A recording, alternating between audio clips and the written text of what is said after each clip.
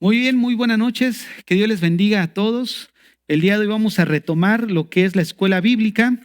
Platicando acerca con un hermano, le decía que parece como si tuviera mucho tiempo que no nos veíamos. Realmente fue nada más un fin de semana, un viernes que no nos vimos, pero parece ya largo, ¿no? Se me hizo largo. Así que bueno, pues vamos a retomar. Estamos viendo el bosquejo del Nuevo Testamento y estamos con el Evangelio de Mateo. Y nos estamos ubicando en Mateo 10, que tiene que ver con los mensajeros del rey. Recordemos que una de las cosas del libro del Evangelio de Mateo es que Mateo presenta a Jesús como el Mesías, como el rey. Y en base a eso podemos nosotros entender cómo está su estructura y elaborado el Evangelio de Mateo, cuando nosotros entendemos el propósito por el cual escribió su Evangelio. ¿Cuál fue el propósito? Presentar a Jesús como el Rey, como el Mesías, y en base a eso podemos ver que los primeros 4 capítulos, que es la introducción a su Evangelio, presenta evidencias claras de que Jesús es realmente el Mesías, el enviado de Dios. Posteriormente, en Mateo 5, comienza a hablar acerca del mensaje del reino y cómo debe de ser el carácter de los hijos del reino. Posteriormente, en Mateo 8, comienza a mostrar el poder que tiene el Hijo de Dios, sobre todo, y sobre todo el Mesías. Tiene autoridad sobre sobre 5 áreas: la muerte, la enfermedad, los demonios, etcétera, etcétera, que vimos. Y en Mateo 10 empezamos a ver el llamado de Mateo. Empezamos a ver también incluso parte de la autoridad de Jesús cuando Él perdona pecados, resucita muertos. Entonces, el día de hoy, ya entrando a Mateo 10, vemos cómo Mateo ahora presenta a los mensajeros del rey. Y dijimos que hay estadísticas donde la mayoría de los cristianos hay veces que no conocen ni siquiera el nombre de los 12 apóstoles. Por esa razón tomamos el tiempo para hacer una breve reseña de la vida de cada uno de ellos, a grandes rasgos, y sobre todo lo que se pueda extraer de la Biblia y algunos puntos de la tradición, ¿no? De la tradición de la iglesia, sobre todo en cómo murieron. Pero nos encontramos en Jacobo, hermano de Juan. Ya estudiamos un poco de Pedro, vimos la vida de Andrés, vimos que realmente eran como polos opuestos. Pedro, un carácter decidido, firme, a veces que hablaba y no ubicaba, o mejor dicho, desconectaba el cerebro con su manera de hablar, a veces que hablaba de una manera muy imprudente y ya cuando lo pensaba, pues ya la había regado, ¿no?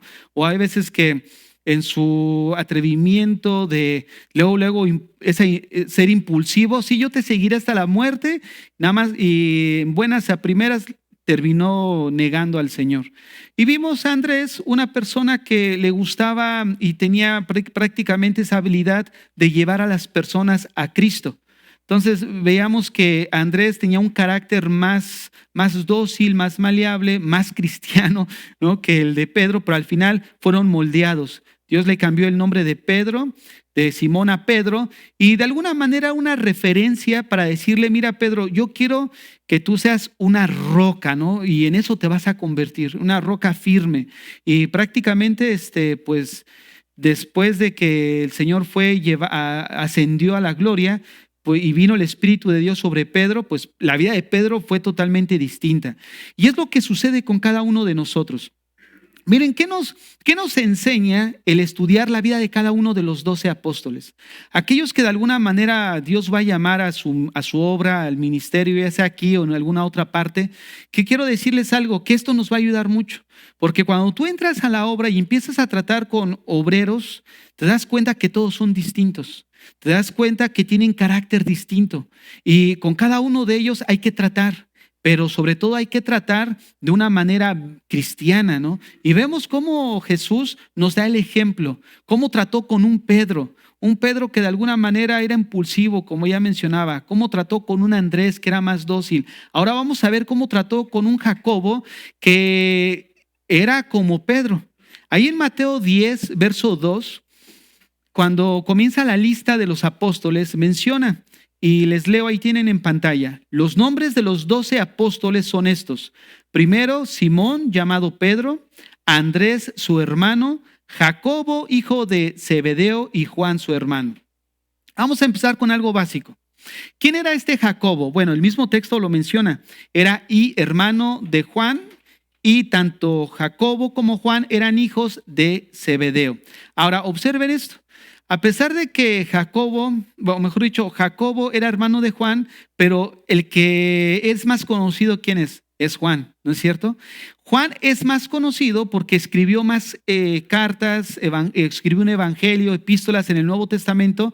Sin embargo, este Jacobo tenía un poco más de liderazgo dentro del grupo de los 12 y era más impulsivo, era como Pedro, y ahorita lo vamos a ver, aunque Juan también era impulsivo, y ahorita lo vamos a confirmar. Miren, dentro del primer círculo que ya habíamos estudiado la última vez, que los 12 discípulos se divide en 3 grupos de 4. El primer grupo, y están divididos en forma ascendente, hablando en relación a la intimidad con el Señor. Por ejemplo, el primer grupo compuesto por Pedro, compuesto por Andrés, compuesto por Jacobo y Juan, pertenecen al grupo íntimo, un grupo que era más cercano a Jesús. Y ahorita vamos a ver por qué. Pero dentro del primer grupo estaba compuesto por 2 familias. La familia de Pedro y Andrés y la familia de Jacobo y Juan. Recordemos que eran hermanos. Ahora, cada uno de estos hermanos, que eran, era la par de pareja, Pedro con Andrés y Jacobo con Juan, correspondían a una familia distinta. Pero dentro de estas familias, la familia de más prominencia era la familia de Jacobo y Juan. ¿Cómo sabemos esto? Porque Jacobo y Juan en la Biblia siempre es nombrado como los hijos de Zebedeo. Ahora, esto hace suponer que Zebedeo era un hombre de importancia. ¿Cómo lo sabemos? Bueno, vamos a ir a las escrituras para ver. Zebedeo, al parecer, era una persona pudiente. Recordemos que ellos eran pescadores, la mayoría de los discípulos, principalmente estos 4 que componían el primer círculo de discípulos que tenían más intimidad con el Señor, sí eran pescadores. Y un versículo que nos indica acerca de que Zebedeo era pudiente, lo encontramos cuando ellos fueron llamados por el Señor. En Marcos capítulo 1, verso 20, dice así: y luego los llamó, y dejando a su padre Zebedeo en la barca con los jornaleros, le siguieron. Miren, algo que estamos estudiando los miércoles, que ya estamos por acabar el curso de hermenéutica, es de que es importante la observación siempre que leemos la Biblia. La observación es clave. La observación nos ayuda a ver lo que otros no ven.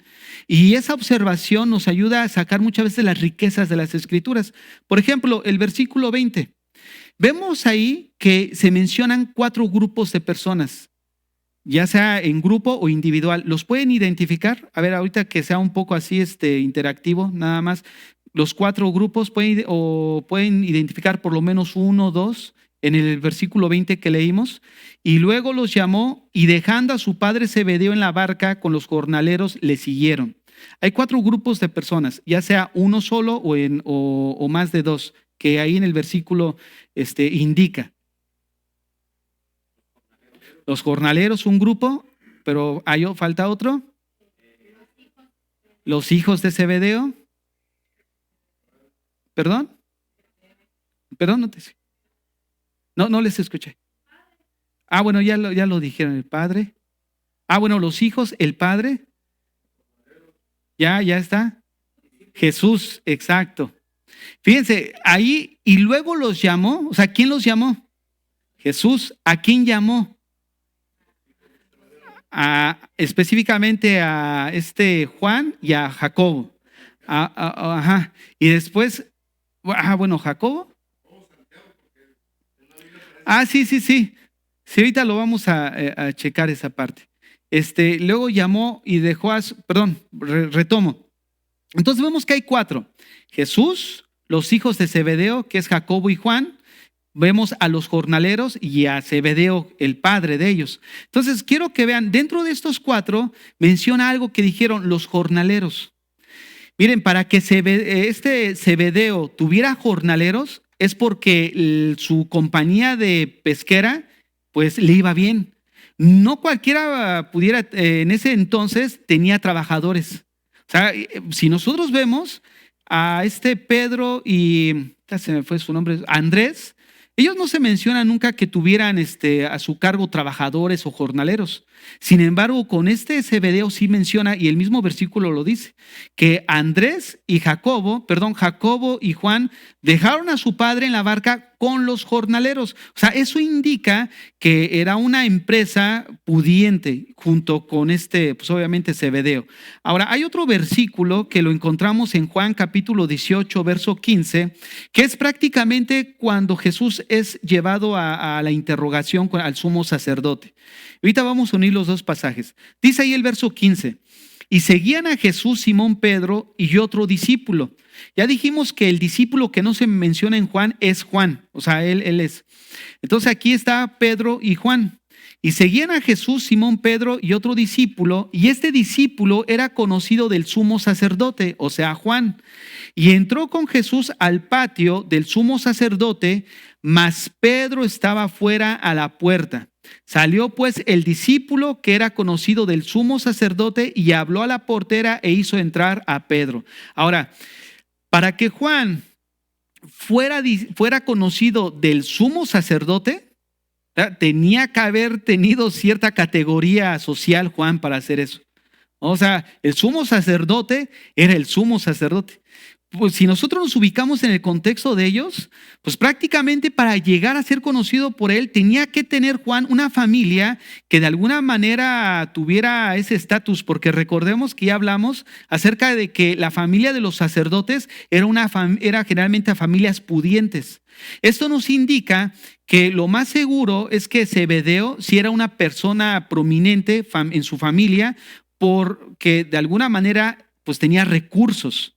Ahora, hay quienes dicen que probablemente la familia de Zebedeo pudiera ser del linaje de Leví. Por eso también es de que la relación del sumo sacerdocio con ellos, pero se cree eso, ¿no?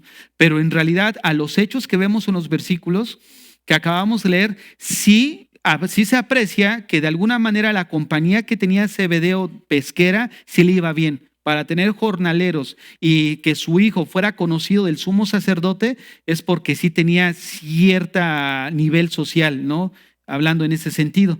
Entonces, por esa parte podemos ver nosotros que los hijos de Zebedeo, incluso Zebedeo mismo, pues era de una familia con recursos. Ahora, Jacobo fue parte de los tres más íntimos de Jesús.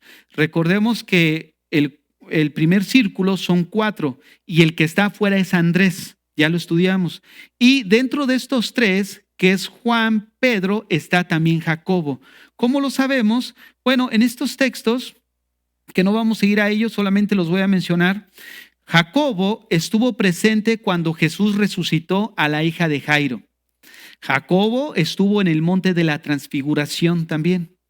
Jacobo perteneció al grupo que de alguna manera privada le hicieron preguntas a Jesús en el Monte de los Olivos, el Mateo, que lo registra Mateo 24. Y Jacobo fue uno de los 3 a los que Jesús les dijo que oraran en el Getsemaní. ¿Se acuerdan que en esa escena donde hablábamos la última vez, que Jesús prácticamente les abrió el corazón a ellos?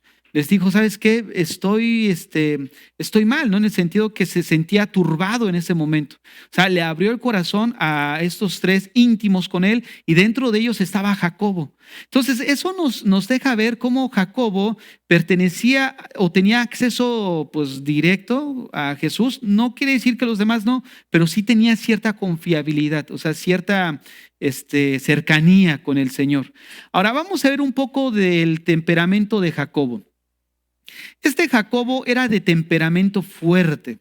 ¿Cómo lo sabemos? Porque fue llamado hijo del trueno, que significa Boanerges, o Boanerges significa hijos del trueno.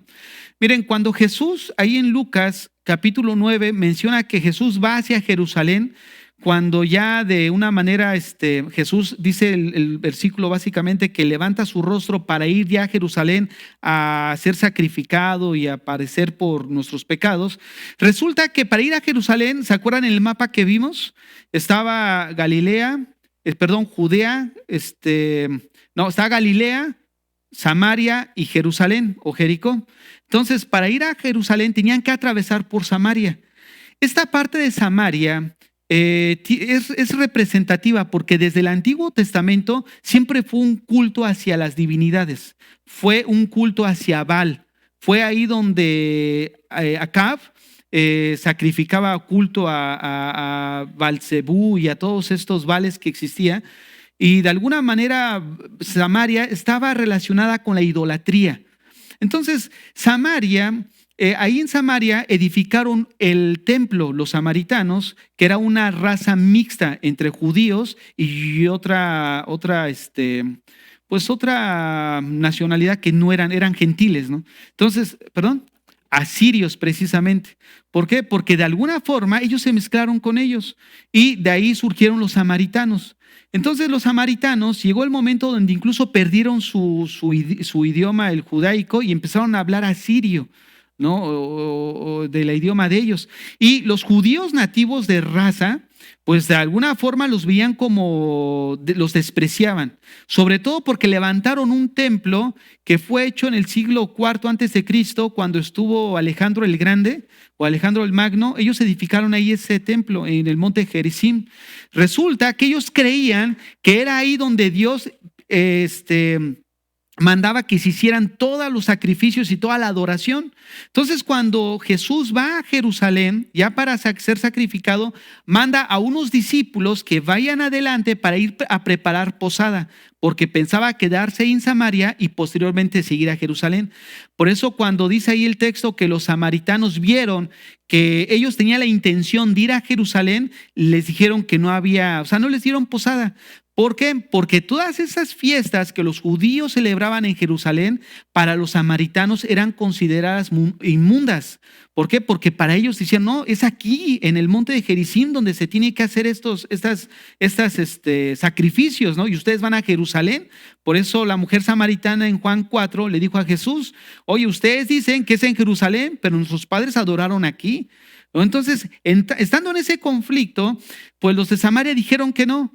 ¿Y qué creen? Que responde Jacobo y Juan y les dice, Señor, ¿quieres que hagamos caer fuego del cielo y los consuma? Ahora, observen esto. En Segunda de Reyes, capítulo 1, menciona el caso de Ocosías. Este Ocosías era el rey de Israel, pero resulta que él, estando en su palacio, se cayó de la ventana. Se cae de la ventana y sí sufrió una lesión grave. Tanto es así que él mandó a sus siervos a ir a preguntarle a Baal si habría de vivir o habría de morir. ¿Y qué creen? Que van sus siervos ahí a buscar, ¿no? Ahora sí pedir consejo de Baal si el rey Ocosías iba a vivir, y que se les atraviesa Elías. Y les dice, ¿qué acaso no hay Dios en Israel como para que vayan a preguntarle? Por causa de esto, ve y dile a Ocosías que va a morir. Y se regresan. Y les dice Ocosías, bueno, ¿y por qué llegaron tan rápido? Es que se nos presentó un hombre y nos dijo que si no había Dios en Israel. Dice que por causa de esto vas a morir. Y les dice, ¿cómo era aquel hombre? Dice, pues estaba vestido de piel, ¿no? Así de piel, con vello, ¿no? Y un cinturón de cuero lo amarraba a sus vestidos. Y él dice, es Elías Tisbita. Vayan por él, ¿no? Y manda a un general de 50 con sus 50 hombres a buscar a Elías. Y lo encuentran sentado en un monte. Y llega el capitán y le dice, hombre de Dios, dice el rey que bajes, te quiere ver. Y Elías dice, si soy hombre de Dios, que caiga fuego del cielo y te consuma a ti y a tus 50. Cayó fuego del cielo y los consumió. Después manda a Ocosías a otro capitán de 50 con sus 50, y va él y le dice, hombre de Dios, que bajes. Si soy hombre de Dios, que descienda fuego del cielo y te consuma. Los consumió. Manda un tercero, y el otro se le cae de rodillas a Elías y le dice, hombre de Dios, si valoras mi vida, pues ven conmigo, ¿no? El rey te quiere ver. Y entonces el Espíritu de Dios le dice, desciende con él, no te va a pasar nada. Entonces, Jacobo y Juan, ellos sabían el Antiguo Testamento. Y esto que sucedió con Elías fue precisamente en Samaria. Por eso Jacobo y Juan le dicen a Jesús, ¿quieres que oremos para que caiga fuego del cielo y los consuma? Mira, eso nos presenta algo que de alguna manera es loable en Jacobo y en Juan, es el manifestar un celo por las cosas de Dios. Pero muchas veces ese celo descontrolado nos lleva a rayar en algo que no le agrade a Dios. Porque ellos tenían celo por las cosas. Porque miren, Jesús siempre manifestó buena actitud con los de Samaria. Habló con la mujer de Samaria. Cuando habló con ella se quedó 2 días ahí con Samaria. Siempre buscó de alguna manera, incluso una parábola, elogió a un samaritano, la parábola del samaritano. O sea, siempre que Jesús vemos en la Biblia que trataba con Samaria, siempre se vio bondadoso y compasivo con ellos. Entonces los discípulos le dijeron, oye, tú siempre has sido bondadoso con ellos para que ellos de alguna manera te paguen así. Entonces ellos, por causa del Señor, dijeron, vamos a orar y que caiga fuego del cielo y los consuma, por ingratos, ¿no? Por desleales, ¿no? Entonces el Señor les dice, no, ustedes no saben de qué espíritu son. O sea, de alguna manera, Jacobo, esta acción nos muestra ese temperamento fuerte. O sea, un temperamento en el sentido de que, y lo vamos a ver más adelante, ahorita, por ejemplo, con su muerte, porque Jacobo, de alguna forma, cuando el Señor les dijo hijos del trueno, pues manifestaba esa codicia, ese deseo de liderazgo. Ahora, recordemos que venía de una familia pudiente, donde tenía jornaleros ahora sí que a su servicio, ¿no? Y aparte de que era mayor que Juan. O sea, Jacobo, cuando nosotros vemos que ellos empiezan a discutir que quién iba a ser el mayor, imagínate, cuando ya vemos cada una de estas acciones, sí había pleito entre ellos, ¿no? Porque Pedro pues era de un carácter más explosivo, ¿no? Y imagínate Jacobo, no, Pedro, pues ¿qué te pasa? ¿No sabes hijo de quién soy? O sea, ¿no sabes con quién estás tratando? O sea, ¿no sabes que nosotros conocemos al sumo sacerdote? O sea, ¿te imaginas esos conflictos que ellos tenían? ¿Quién va a ser el mayor? Se andaban peleando entre ellos. Fíjate, esto nos muestra, como ese rato les decía, cuando entramos ya en el ministerio, siempre hay actitudes de estas en el corazón de todos nosotros.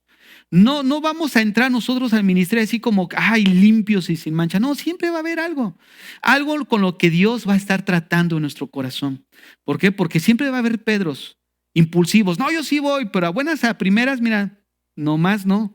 Otros como Andrés, que de alguna manera no buscan la popularidad, son de los que prefieren vivir a la sombra de otros, pero traen a personas a Jesús individualmente. No les gusta la polémica. Él no es como Pedro o como muchos que decíamos la vez pasada, no quieren participar en la orquesta porque no tocan el tambor mayor, ¿no? Y Andrés no era así. Y Jacobo sí tenía una actitud de codicia. ¿Por qué? Porque Jacobo y Juan fueron los que le dijeron a Jesús, aquel día queremos estar a tu mano derecha y a tu mano izquierda. Eran codiciosos. Tenían un liderazgo que de alguna manera no era propio, donde Dios tenía que trabajar en ellos. Ahora, observen cómo de alguna manera Dios siempre va a trabajar en aquellos a los que Dios les va a depositar cierta responsabilidad. Y ese trabajo que Dios va a hacer en nuestro corazón y en nuestras vidas, sí o sí lo va a hacer. ¿Por qué? Porque Él va a manifestar a través de nosotros pues su carácter, su evangelio, su gloria, porque Él busca que nosotros que a través de nuestras vidas su nombre sea glorificado. Entonces, sí o sí Él va a empezar a trabajar en eso. Ahora vamos a ver, por ejemplo, en Nehemías 13, del 23 al 25, cómo el celo por el Señor, el celo por la verdad, no solamente caracterizó a Jacobo, caracterizó a muchos hombres en la Biblia, y uno de ellos es Nehemías. Dice ahí, vi asimismo en aquellos días a judíos que habían tomado mujeres de Asdod, amonitas y moabitas, y la mitad de sus hijos hablaban la lengua de Asdod, porque no sabían hablar judaico, sino que hablaban conforme a la lengua de cada pueblo, y reñí con ellos y los maldije, y herí a algunos de ellos y les arranqué los cabellos, y les hice jurar diciendo, no daréis vuestras hijas a sus hijos, y no tomaréis de sus hijas para vuestros hijos, ni para vosotros mismos. Nehemías. ¿Te imaginas si alguien hubiera grabado a Nehemías? Que hubieran dicho, no, y este es el líder de Israel. Mira, los dejó calvos, les arrancó el cabello. Fíjate cómo manifestaban ese celo por las cosas de Dios. Hay un pasaje que no me acuerdo ahorita, que se me está viendo a la memoria, cuando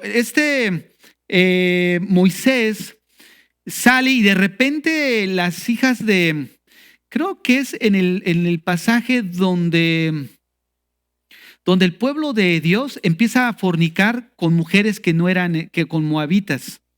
Resulta que uno de los sacerdotes, no me acuerdo ahorita su nombre de él, vio que uno del pueblo de Israel se llevó a su tienda a una moabita para fornicar.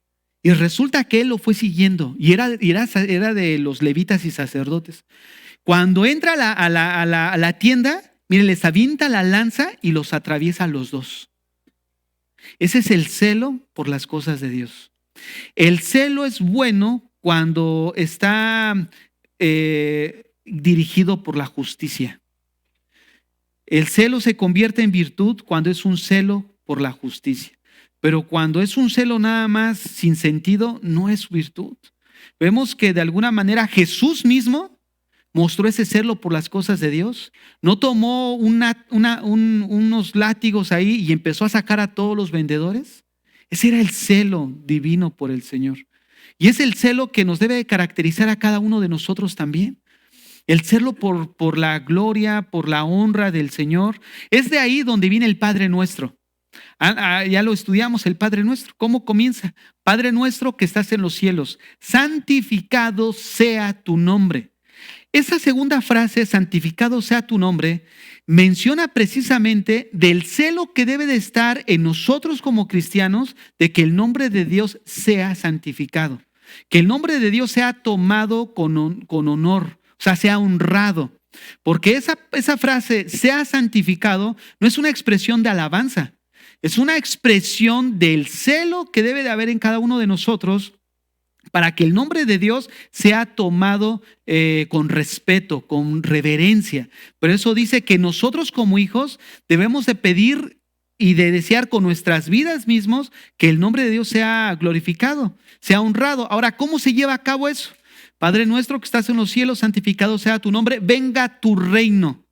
Ahora, ¿cómo se logra que el nombre de Dios sea de alguna manera honrado y respetado? Cuando el reino de Dios viene al corazón de los incrédulos.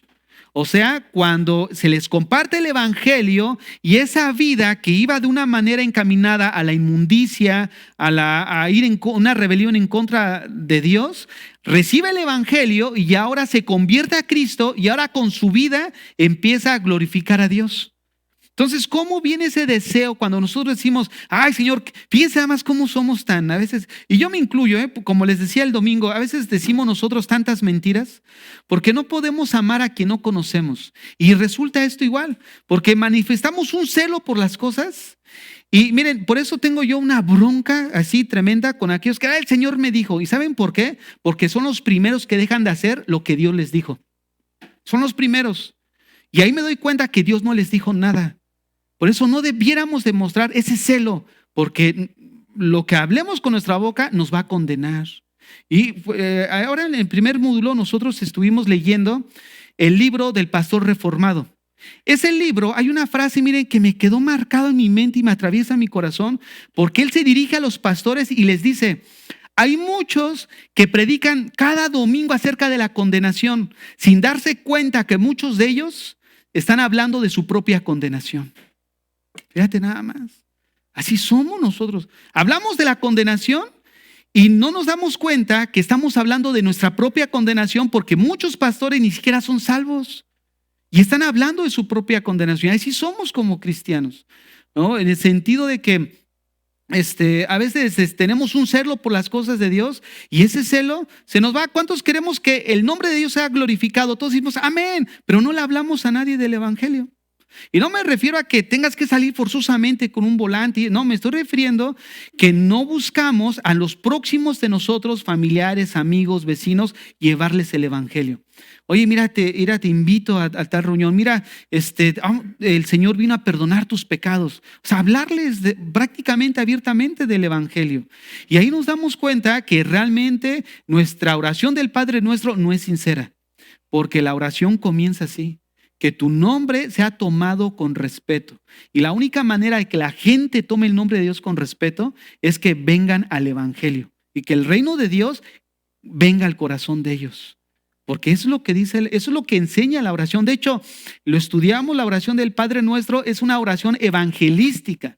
Cuando estudiamos la Gran Comisión, aquí dentro del seminario también estudiamos esta oración como una oración evangelística. Entonces, este es el celo que presenta Nehemías y que cada uno de nosotros como cristianos debemos de presentar. Estás alabando al Señor y están entrando. Estás alabando al Señor y está sonando. Bueno, yo entiendo que de repente pues, nos pasa a todos, ¿no? El teléfono, X cosa. Pero el mismo, cada domingo, oye, o el mismo que cada domingo estén alabando al Señor y estemos distraídos así, o estemos en la predicación y movimiento o hablando, eso no es respeto para el Señor. Pero si irías con Trudeau o irías con Carlos, ahora que ya no es la reina Isabel, o sea, te aseguro que mira, hasta perfumadito irías. Y ni hablarías. ¿Por qué? Porque si hablarías te sacan de ahí. Imagínate. Yo me acuerdo que en las iglesias en la iglesia donde crecí, cuando era la Santa Cena y ya comenzaba, cerraban las puertas. Ya nadie entra. Y tú veías, no una, dos, veías 100, 200 afuera esperando entrar. Pero no los dejaban pasar hasta que se terminara la Santa Cena.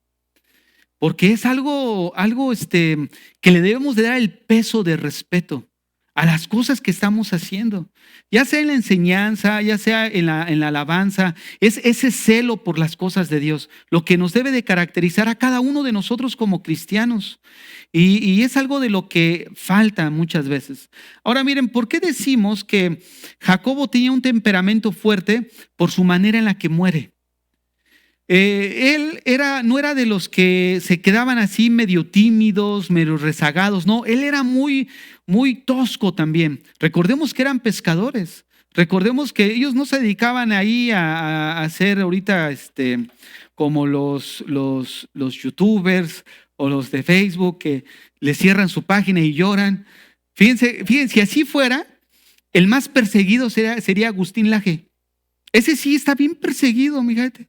Si tiro por viaje le cierran sus páginas, lo censuran, le hacen cosas. Y quiero ahorita aprovechar, quiero mandar un mensaje a aquellos que me estén viendo, si es que me llegan a ver, o a alguno que otro pastor. Pero miren, yo no sé, miren, yo no me considero así como que para decir esto, pero solamente es una opinión en el sentido de que cada vez veo más pastores que invitan a Agustín Laje a sus iglesias. Y déjame decirte algo, lo que él dice no es que esté mal de lo que debate, ideología de género, tiene muy buenas bases, ¿no? Fundamentos. El asunto es el siguiente, que está el pastor, hermanos, que quién sabe qué, tengo el honor de presentarle una persona así, Agustín Laje, ¿qué pasa? Y todos lo presentan como si fuera el salvador del mundo. O sea, eso es, miren, me jalo de los pelos, digo, o sea, ¿cómo es posible? ¿No le entra en la cabeza? Le están dando el púlpito, no deja de ser una persona incrédula. Ahora resulta que hay que ir a los griegos para que vengan porque ellos son la luz del mundo. Los pastores quieren que los otros vengan y hagan su tarea. Ese es el problema, de que los pastores son flojos y no quieren estudiar, no quieren prepararse. Esa es nuestra labor, esa es labor nuestra, por eso estamos aquí. Pero te imaginas, no, mejor traigamos a Agustín Laje, porque ese sí, mira, les dice de cosas y no se deja. ¿Ya te imaginas? Y luego le sueltan el púlpito. ¿Y sabes qué dice? Instruye a los cristianos qué es lo que tienen que hacer. Tomen las redes sociales, marchen, hagan esto, hagan el otro, tomen la política. Hermanos, este mundo no tiene remedio. Dice que nosotros somos la sal. Ese puro versículo nos indica que el mundo no tiene remedio. ¿Por qué es la sal? Porque el mundo está en descomposición y va en una descomposición gradual. Por eso es la sal, evita la descomposición en los alimentos. Ese es el simbolismo. Nosotros como sal, de alguna manera evitamos que este mundo aumente en más depravación moral. ¿Cómo? A través del evangelio. Pero de ahí de entrada dice que va de mal en peor. ¿Por qué? Porque ya menciona que somos la sal del mundo, o implicando que esto no tiene solución. Pero no podemos presentar a alguien como el salvador del mundo, porque no es la política, no es el tomar las redes sociales, no es el hecho de tuitear, no es el hecho de tomar TikTok. ¿Por qué le enseña eso? Toma TikTok, toma las redes sociales. Los cristianos están perdiendo la batalla en esta área. Hermanos, ahora resulta que van a venir a decir, ahora sí estoy como aquel que me dijo, aquí no tienen que venir a decirnos qué tenemos que hacer. No, ahora resulta que los incrédulos nos tienen que decir qué es lo que tenemos que hacer, y dejando a un lado los principios del evangelio. Porque si ni siquiera dice, pues obviamente no lo va a decir, prediquen el evangelio, háblenles del amor de Dios. Él nunca lo va a decir. No, pero sí nos induce a más cristianos a ir a tomar la política. ¿Para qué vas a tomar la política? El remedio no es eso. Si fuera así, Jesús hubiera dicho, tomen la política, cristianos. Tomando la política tenemos el poder y tenemos la influencia sobre los gobernados, ¿no? Cuando llegamos a tener el poder. Vean, ha habido cristianos que han tomado la política. ¿Y a poco cambió el mundo? Alemania tuvo una de las mejores candidatas, Angela Merkel, era cristiana. ¿Cambió el mundo? No cambió el mundo. Se dice que el de Salvador es cristiano. Actuamos o actúan, lo más que pueden hacer es apelar a la moralidad de la gente. Nada más. Pero no pueden cambiar el corazón de la gente, solamente es a través del evangelio. ¿Y sabes qué va a pasar cuando uno de ellos llega a la política y abiertamente les predique el evangelio? Los van a sacar. Los van a sacar. A menos que sean como algunos cantantes que reciban Grammys o que reciban reconocimiento del mundo. Y es porque son parte del mundo. Y nosotros nos damos cuenta que es increíble. Pero bueno, hermanos, ahora sí que hagamos nuestra tarea nosotros. Por eso lo del Congreso de responsabilidad. Por eso lo que les comentaba al inicio, apuntar a tener nosotros un fundamento, una base, tanto bíblica como de alguna manera científica respecto a lo que enseña la medicina. Y se van a impactar. Yo he estado ya trabajando en eso. Como la identidad, antes de que el feto, antes de que el niño nazca, ya se produjo en el feto la identidad, en el cerebro. Ahí se los voy a, después. Pues ya estoy trabajando en eso. Yo me deleito en esas cosas porque es increíble cómo el Señor es tan perfecto que nos creó y nos formó. O sea, Él sabe cómo funcionamos. Y esto no es casualidad, pero sí necesitamos levantar bandera respecto a la finalidad, es predicarles el evangelio. Pero no lo vamos a hacer como ellos nos dicen. Entonces, volviendo aquí a Jacobo, Jacobo murió, de alguna manera, dice ahí Hechos 12 del 1 al 2, en aquel mismo tiempo, el rey Herodes echó mano a algunos de la iglesia para maltratarles y mató a espada a Jacobo, hermano de Juan. Cuando dice que mató a espada a Jacobo, quiere decir que lo decapitó. O sea, de alguna manera lo decapitó y pues murió el hermano de Juan. Pero esto nos indica que Jacobo murió porque él era muy, de alguna forma, como les decía, no era así como que muy quieto, no. Él argumentaba, ese mismo celo que manifestó al decir que caiga fuego del cielo, lo manifestaba a favor del Señor. A causa, o así como dice aquellos dominicanos, por su causa. Por su causa, él murió de esa manera. Por su causa, por la causa de Cristo, por la lealtad al evangelio, la lealtad a Jesús, el hecho de no dejarse, o mejor dicho, predicar abiertamente el evangelio y no dejarse controlar por las normas que en ese momento estaban rigiendo, le costó la vida. Y se dice que en su muerte, déjenme mirar si lo tengo aquí. No, no lo tengo ahí. Miren cómo murió este Jacobo.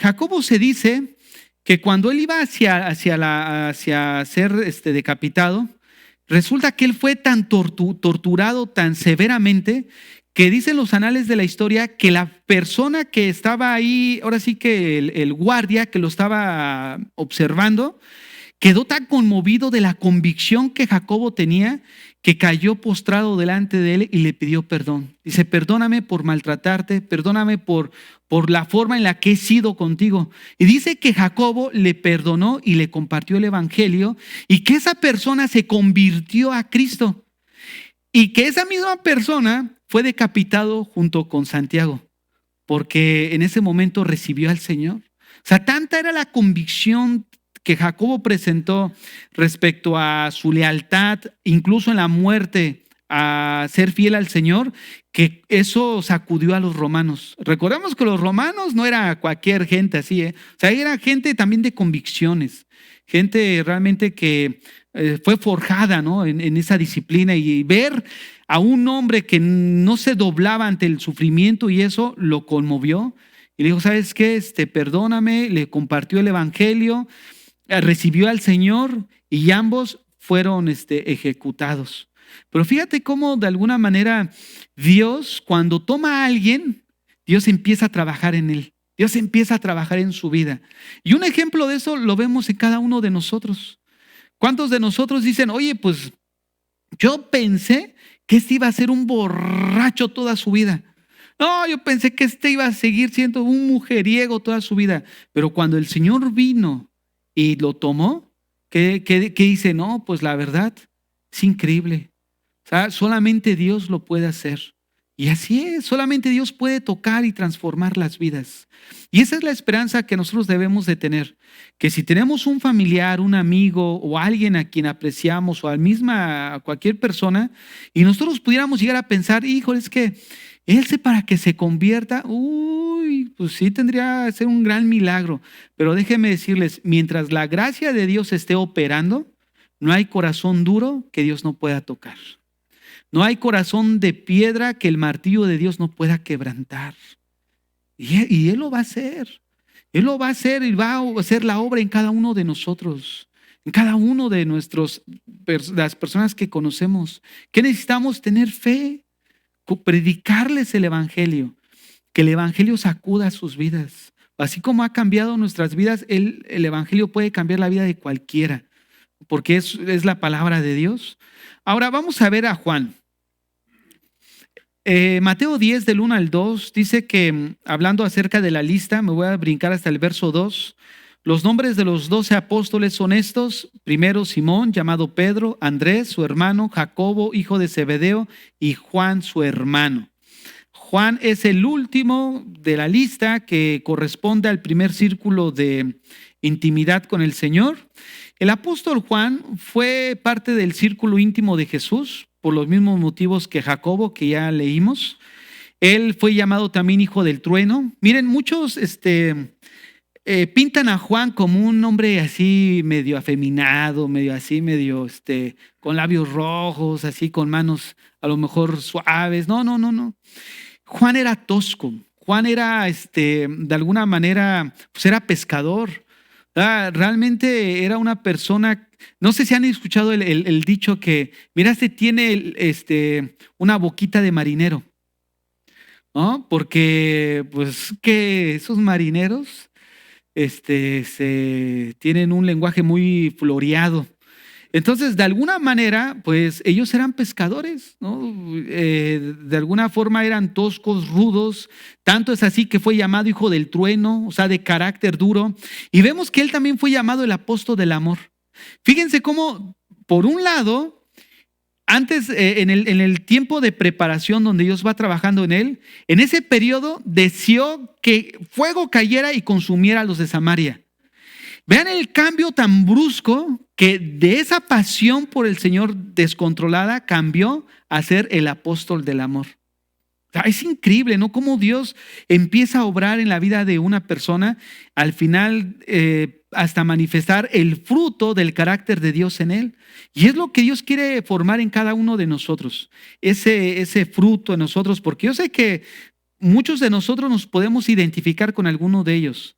Unos somos como Pedro, otros como Andrés, otros como Jacobo, otros como Juan. Entonces vamos a ver cómo el Señor empieza a obrar en cada uno de ellos. Miren, ¿cómo podemos describir el carácter de cada uno de cada persona? Podemos ver rasgos del carácter cuando vemos cómo reacciona en diferentes circunstancias, o cuando vemos su manera de hablar, su manera de pensar, su manera de conducirse. Todo eso es una característica de cómo es él en su carácter.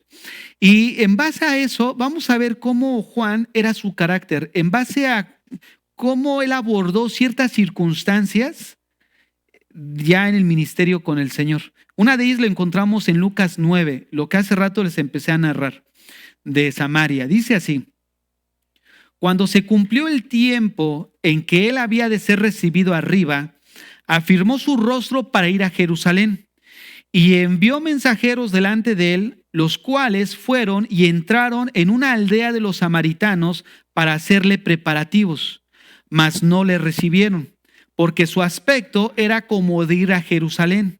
Ahora, ¿por qué no lo recibieron? Porque los samaritanos consideraban que esas fiestas se debieran de haber hecho ahí en el monte Gerizim, en el templo de ellos. Por eso dijeron, no, aquí no hay posada.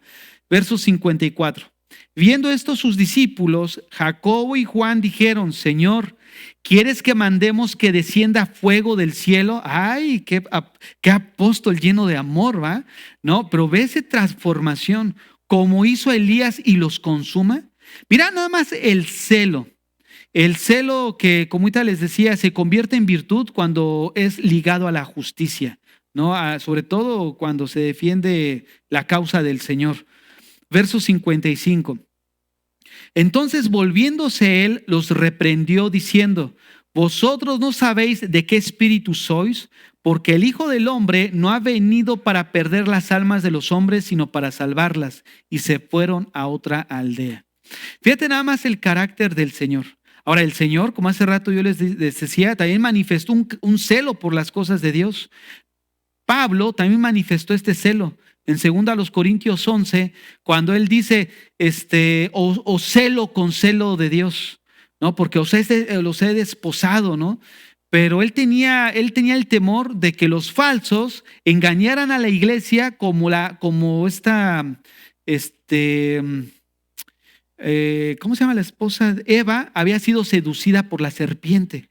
Entonces, de alguna manera, Pablo siempre manifestó ese celo. Lo manifestó con los Gálatas. Oh, Gálatas insensatos, dice, ¿tan necios sois? Fíjate nada más el lenguaje de ellos. O sea, era un lenguaje firme, seguro, por el celo, por la causa de que la iglesia pues estaba tomándose ya pasos judaicos. Estaba yo hablando con el pastor que y le dijo: ¿y qué pasó con el hermano de allá? No, se volvió a esas cosas de los judíos. Ya andaba ahí judaizándose y eso. Y tú te quedas pensando y dices, corrían bien. O sea, ¿qué pasó con ellos, no? Y es ahí donde nosotros necesitamos cuidarnos también. Porque Pablo le dijo a Timoteo: ten cuidado de ti y de la doctrina. Persiste en ella. O sea, no somos así como que de alguna manera en una cúpula para en un momento dado no errar.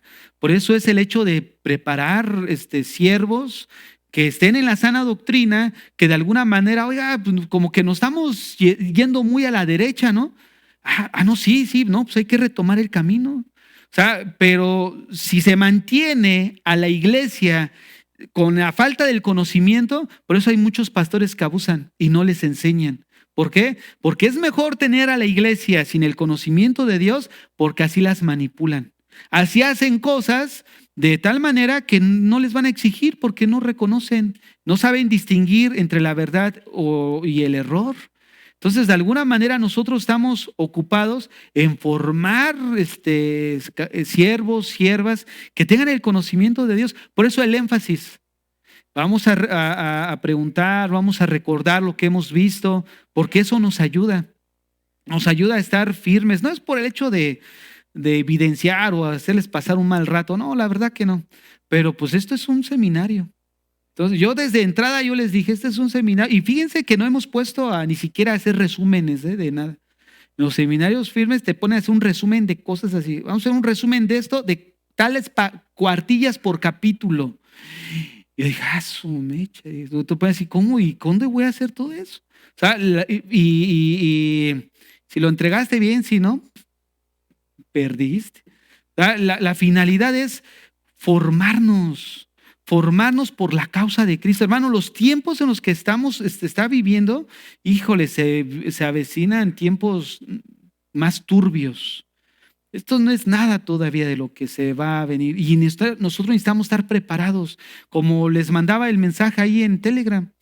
Pablo le dijo a Timoteo, persiste en lo que has aprendido. Y eso es lo que debemos hacer, persistir. Entonces, este evento que vivió Juan, resulta que no dejó ver su carácter de alguna manera que todavía necesitaba ser trabajado por el Señor. Y bueno, vemos que al final de su vida que el Señor trabajó en él. Tanto es así que es considerado el apóstol del amor, como hace rato decía. Ahora bien, el segundo evento lo encontramos en Marcos 10. En Marcos 10:35 dice así: entonces Jacobo y Juan, hijos de Zebedeo, se le acercaron diciendo, Maestro, querríamos que nos hagas lo que pidiéramos. Él les dijo, ¿qué queréis que os haga? Ellos le dijeron, concédenos que en tu gloria nos sentemos el uno a tu derecha y el otro a tu izquierda. Entonces Jesús les dijo, no sabéis lo que pedís. Imagínate nada más, bueno, todos sabemos qué sucede, ¿no? Los demás se enojaron con ellos. ¿Por qué se enojaron? Porque ellos también querían esos lugares. O sea, no porque fueran muy santos, ay, mira estos, no. Ellos también querían esos lugares. Era una pelea por el lugar, por la posición. Y una de las cosas que vemos es que su error fue en desear obtener la posición más que desear ser dignos de esa posición. No, pues yo quiero esa posición. ¿Por qué? Porque me antecede una buena reputación. No, porque soy de una buena familia. No, porque no sabes quién soy yo. No, porque no sabes todo lo que he hecho, todo lo que he sufrido. Y no se trata de eso. No se trata de desear simplemente obtener tal posición. Ahora, no estaba mal tener esa posición, pero el hecho era de si eran dignos de esa posición. Y ese es el punto principal. Dios busca de nosotros formar ese carácter en nosotros. ¿Habrá acaso codicia dentro del ministerio? Hablando en general, sí la hay.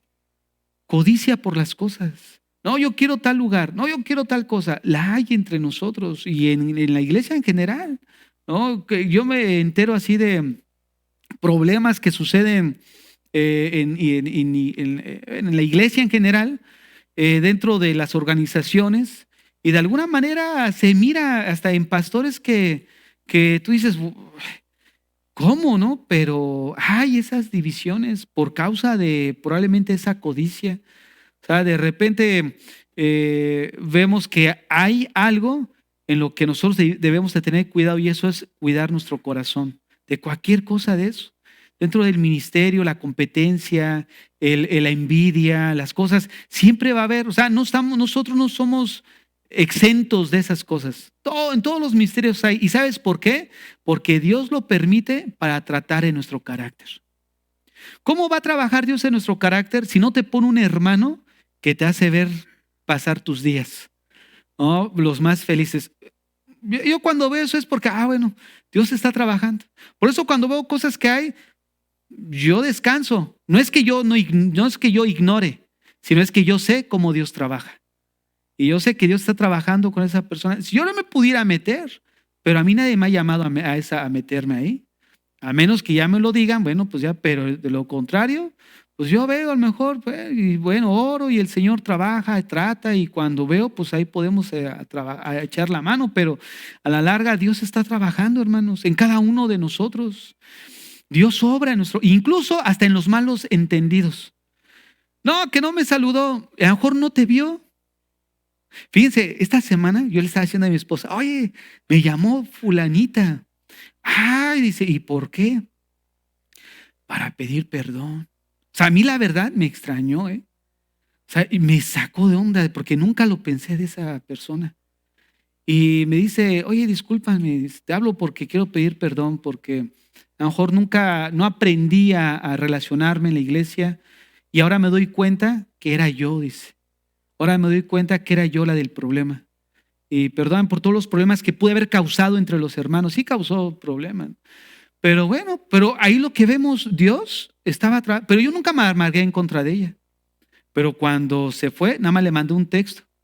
Pero de ahí en fuera, miren, yo no me ocupé. Hay gente que dice, es que el pastor tiene que ir detrás y tiene... No, no es cierto. Hay un punto límite. Hay unos hermanos que de verdad sí creen que a fuerza uno como si estuviera rogándole, ven, vuelva a la iglesia. Ay, por favor, ven. Es que no sabes que la iglesia se cae sin ti. Ven, por favor. No. ¿Sabes que cuando el hijo pródigo le dijo a su papá, dame mi parte? Se fue. ¿El padre fue tras de él? No. Él sabía que cómo iba a tratar con él. Y esas cosas, miran, tarde o temprano pasa como la ahorita. Viene y hace mucho tiempo, una persona que sí abiertamente, sí fue una puñalada por la espalda, así. Y esa persona una vez yo iba saliendo de un estudio y me llamó, yo cambié de teléfono y dije, ¿de quién es? ¿Aló? ¿Quién? Y yo me quedé. Yo, ahora sí, ¿estás bien?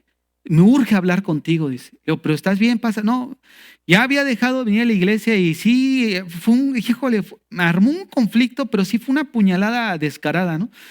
Y dije, bueno, pues mira, vengo saliendo de un estudio, voy a la casa, si quieres ahí te veo. Bueno, llegué y bueno, ya estoy aquí, ya salió, pero era de los que te grababan. Grababan la conversación bajita la mano y después, mira, te la exponía.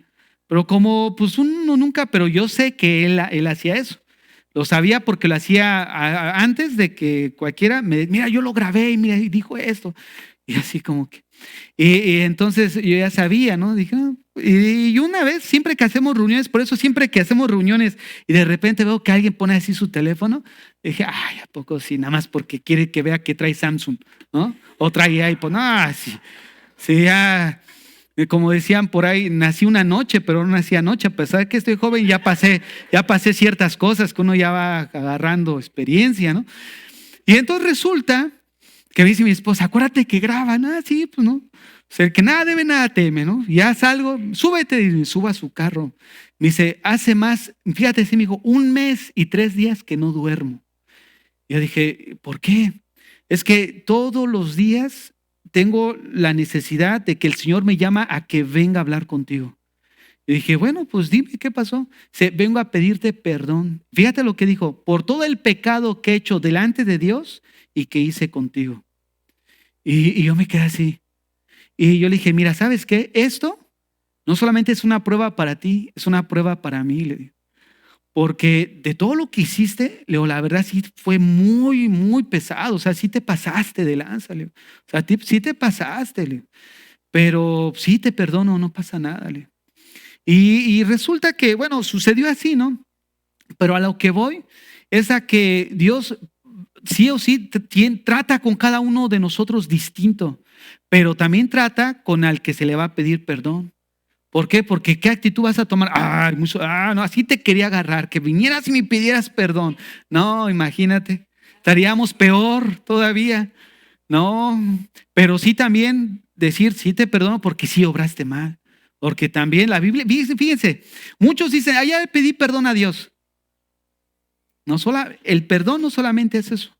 Ofendiste a Dios, pero también ofendiste a terceras personas.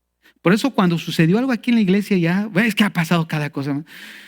Que me dicen, pastor, que venga. Le digo, mira, si esa persona quiere venir, no solamente es que le pide perdón a Dios, no. Tiene que venir aquí y enfrente de estas personas tiene que pedirles perdón porque los tachó de mentirosos, los tachó de esto, esto y esto enfrente de la gente.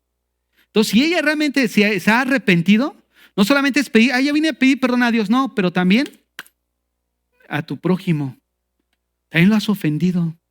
Eso sí es arrepentimiento, hermanos. Eso sí es, ¿sabes qué? Quiero cambiar a hacer bien las cosas.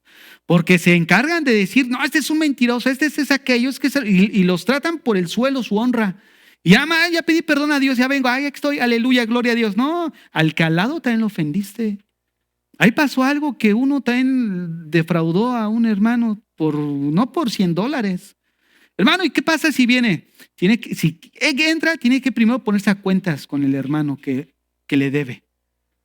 Porque no es así, eso es justicia. No es el hecho, ya pedí perdón, ya ese dinerito, pues ya, no, hay una falta y tiene que ser saldada. En ese sentido. O sea, sí te perdonamos, no hay problema, ¿no? Pero hay otras cosas que sí tienen que ser de persona a persona, ¿no? Pero bueno, y nos damos cuenta que esto tiene que ver con el carácter, ¿no? Te salió con el carácter. O sea, el carácter que Dios trata con nosotros. Y es algo que vemos continuamente. Juan, una de sus cosas que él hacía hablaba mucho del amor. Pero su amor, hermanos, estaba también equilibrado con la verdad. Hay muchos que dicen, no, pues como el ecumenismo. No importa lo que tú creas, unámonos bajo la bandera del amor. La Biblia dice que sean uno como tú y yo somos uno, ¿no? En amor. Entonces, que se junten los católicos, que se junten los testigos de Jehová, que se junten los cristianos y que nos unamos todos en amor. Entonces, no, la unidad no está bajo la bandera del amor. La unidad está bajo la bandera de creer la misma cosa. Yo no puedo decirle hermano a alguien que cree que es corredentora, María que es corredentora con Jesús. Ese Luis Toro que dice que estos hermanos separados, es necesario aclarar que para empezar no somos hermanos. Para que digan, que hermanos, no somos hermanos. ¿Por qué? Porque no somos hermanos, no somos hijos del mismo Padre. En Juan capítulo 8 fue bien claro, hijos de Dios e hijos del diablo. Suena fuerte, pero Juan capítulo 1 verso 2 dice que no todos son hijos de Dios, mas aquellos a los que se les concedió ser hijos de Dios. Somos criatura de Dios todos. Bajo ese contexto somos hijos de Dios, bajo el contexto de creación, pero no bajo el contexto de nuevas criaturas. Yo no puedo decirle a mi hermano o hermano separado, a un católico o a un testigo de Jehová, porque no somos hijos del mismo Padre, no tenemos la misma naturaleza.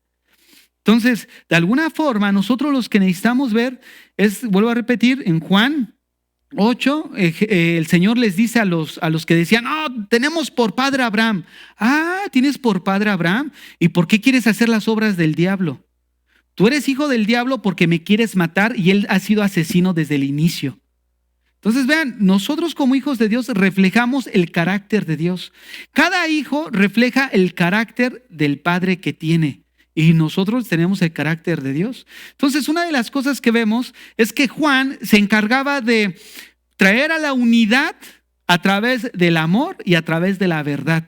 Porque él fue uno de los hermanos de los apóstoles que siempre habló a rajatabla. Siempre habló en blanco y negro. Luz, tinieblas, hijo de Dios, hijo del diablo. O sea, esto, el otro. Cielo, infierno. Él no fue términos medios, ¿no? Él dijo, ¿eres o no eres? Se acabó. Por eso escribió su primera epístola, ¿no? Para evidenciar. Él dijo, oye, ¿cómo puedes amar a Dios que no lo ves y odiar a tu hermano a quien ves? Si tú no amas a tu hermano, tú no has conocido a Dios. Y no necesitan interpretación. Pero nosotros sí decimos amar a Dios cuando odiamos a X, no importa quién. ¿No es cierto? Mismo a personas que no son cristianas.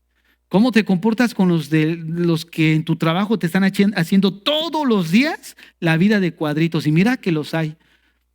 A veces que te llega y nada más lo ves y híjole, ya como que dije,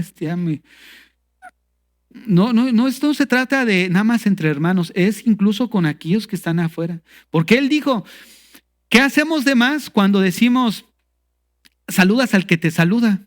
¿No hacen lo mismo los incrédulos? O sea, nosotros necesitamos manifestar ese carácter. Y era lo que Juan manifestaba. Este Juan sí era tremendo, Juan. Juan murió alrededor del año 98, cuando el emperador era Trajano. Jerónimo dice que en sus últimos días el apóstol Juan era tan viejito ya y no podía ya por sí mismo cuidarse, que era necesario que fueran por él para llevarlo a la iglesia. Ya en esa misma edad que él tenía ya muy viejito, él siempre repetía una frase. Él decía, queridos hijos, ámense los unos a los otros. Siempre era algo constante, siempre lo oían repetir eso, siempre. Yo creo que han de haber dicho, este Juan ya está loco. O sea, ya a su edad ya está delirando. Y una vez le preguntaron, oye Juan, ¿por qué mencionas siempre eso? Y él respondió que este era el mandamiento del Señor. Y si solamente si hiciera eso, era suficiente.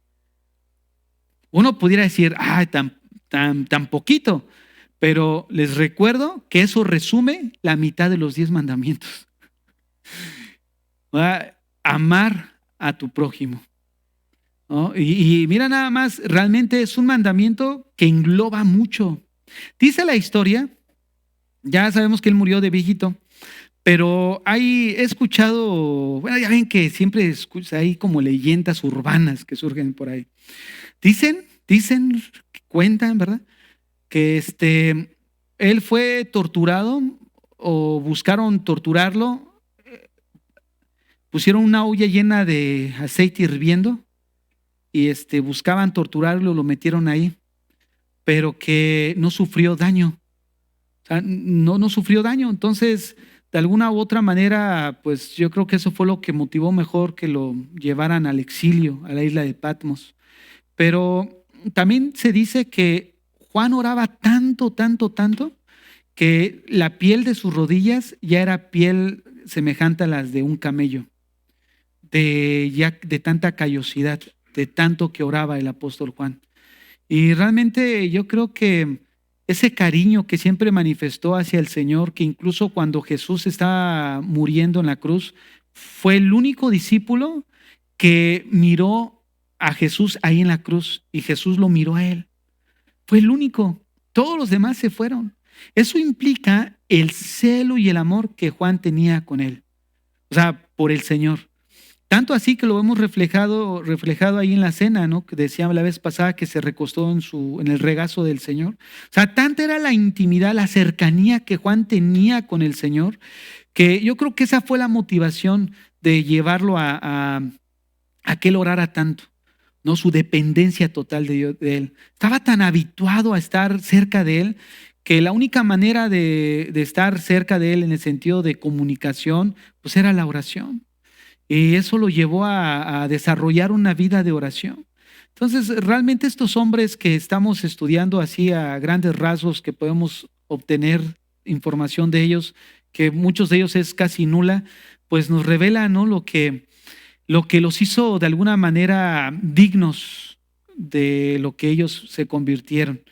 Realmente lo que nosotros necesitamos como cristianos, miren, he llegado a pensar que muchos piensan que las cosas de Dios solamente es para unos cuantos. Y yo creo que no es así. Yo creo que es para el que esté dispuesto.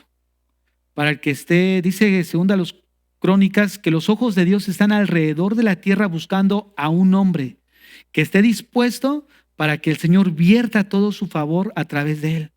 O sea, lo que necesitamos nosotros es determinación, porque el conocimiento que tengamos de Dios no se limita a alguien o no se limita por el hecho que Dios diga tú sí, tú no, no.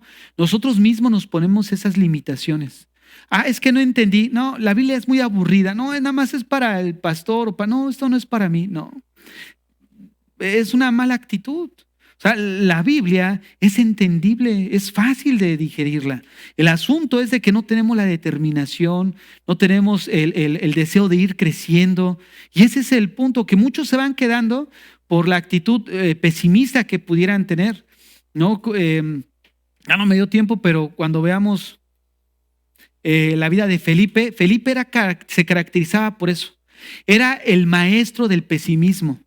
Cuando hubo una situación en el sentido de que el Señor les dice, bueno, pues alimenten a la gente que está aquí. ¿Quién fue el que dijo, no, ni con 200 denarios? Así siempre hay en el ministerio. No, dice, hay quienes dicen, no, no podemos hacer esto. No, nunca vamos a poder avanzar. Se enfocan más en cómo no vamos a hacer a cómo se puede hacer las cosas. Yo he estado platicando con unos hermanos y la idea de nosotros es empezar a formar un ministerio francófono. Fíjense que generalmente los latinos siempre van a cobijarse bajo los anglófonos y los francófonos. Siempre está la iglesia anglófona y sustenta a los latinos. ¿Pero por qué así? ¿Por qué tiene que ser así? ¿Qué acaso no podemos nosotros? ¿Qué acaso no tenemos la habilidad de hacerlo nosotros? Tenemos la capacidad. Tenemos todo para hacerlo. ¿Qué nos limita? Nos limita esto. Nosotros podemos hacerlo. Y no los quiero inyectar así motivacionalmente, no, los quiero motivar a que crezcamos en lo que hemos sido llamados, a que el reino de Dios sea extendido para que su nombre realmente sea glorificado y sea tomado con respeto. Y la única manera es predicando el evangelio. ¿Y a quién vamos a usar? Pues a los nativos de aquí que vienen a la iglesia, que hablan realmente el idioma natural, el francés. Y ya empecé a trabajar, ya les empezamos ahora sí a decir a los hermanos hacia dónde vamos y ya se va a empezar a trabajar ahí. Los mismos estudios que tenemos de rudimentos y todo eso se van a pasar a francés, a inglés, se van a empezar. Miren, muchos dicen, yo tengo amigos, pero hablan francés. Ya nos limitamos. No, necesitamos extendernos. ¿Por qué? ¿Por qué ir nosotros a buscar si nosotros podemos también hacerlo? Tenemos dos manos, tenemos una cabeza, tenemos lo mismo. Pero ¿sabes qué? Probablemente ellos tengan visión. Y es algo que le faltó a Felipe. Felipe era una persona sin visión. Y termino con esto. ¿Qué es una persona con visión? Una persona con visión es aquella que ve lo que otros no ven y ayuda a ver a otros lo que él ve. Esa es una persona con visión. Hay gente que no ve más allá del muro. Y a lo mejor hay uno que dice, mira, no es como aquel que, no sé si han escuchado ese ejemplo del vendedor, ¿no? Que va una persona y dice, oye, te vamos a contratar para vender zapatos. Y lo llevan a África, a una tribu donde no hay, nadie usa zapatos. Y viene de regreso al mes. ¿Cuánto vendiste? Nada. Oye, ¿por qué no? Es que allá no usan zapatos. Y pues no usan zapatos, ¿cómo van a comprar? Dice, no. Y está bien, mandan a otro. ¿No? Llega y los ve a todos sin zapatos. Dice, qué gran oportunidad de venta. Nadie tiene zapatos. O sea, esto sí es un gran mercado. Regrese, ¿cuánto vendiste? No, pues necesito que me manden y me manden y me manden. Dice, hay tanta demanda, nadie usa zapatos. ¿Cuál fue la actitud? Una actitud pesimista y una actitud que ve lo que otros no ven, las oportunidades que otros no ven. Nosotros tenemos esa oportunidad. ¿Y qué es lo que nos limita? Nos limitamos nosotros, porque el mismo Señor que actuó en Pedro, también actúa en ti y en mí. El asunto es la incredulidad. La incredulidad. Dice la Biblia que el mismo poder que levantó a Jesús de los muertos es el que opera ahora en nosotros como hijos de Dios. Entonces, ¿qué limitación tenemos? No hay nada más que nuestra incredulidad. Entonces, trabajemos para eso. Y que estos ejemplos de estos hombres que Dios utilizó, pues sea un ejemplo para nosotros también. Nos despedimos de los hermanos de Facebook, que Dios les bendiga y pues nos quedamos aquí. Otra hora más, preguntas y respuestas. No es cierto. Nos miramos la próxima semana, hermanos, que Dios les bendiga y primero Dios nos miramos el domingo.